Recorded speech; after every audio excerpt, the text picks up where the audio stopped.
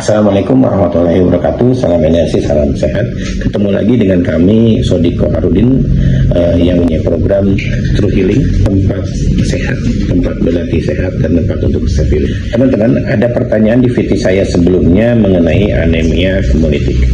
Anemia hemolitik adalah sebuah penyakit di mana proses penghancuran atau kematian sel darah merah lebih cepat dari biasanya.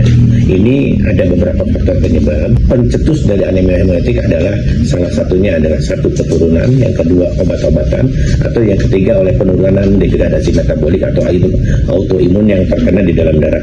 Biasanya banyak sekarang kejadian-kejadian yang disebabkan oleh virus yang loncat ke dalam jaringan tulang punggung. Jaringan tulang punggung sendiri diantaranya ada sumsum tulang belakang, di mana sumsum tulang belakang adalah sebuah pabrik yang salah satunya membantu dan membangun sel darah merah. Maka ketika ada infeksi atau terinfeksi virus atau terbentuknya genetik terhadap kerusakan sel sumsum tulang, maka akan terbentuklah penyakit yang disebut dengan anemia hemolitik.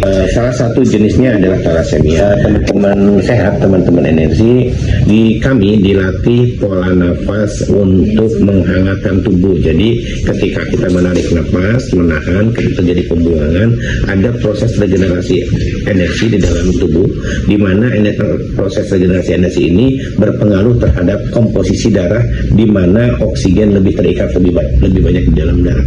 Harapannya adalah ketika kita berlatih, maka akan terjadi regenerasi juga di dalam tulang sumsum di tulang punggung kita.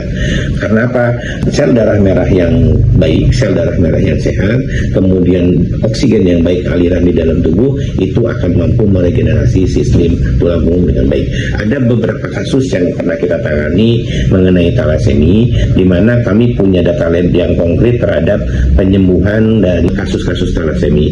Kasus-kasus thalassemia yang menjadi bagian dari anemia hemolitik, diantaranya ada efek terhadap pembengkakan liver, limpa, dan lain sebagainya.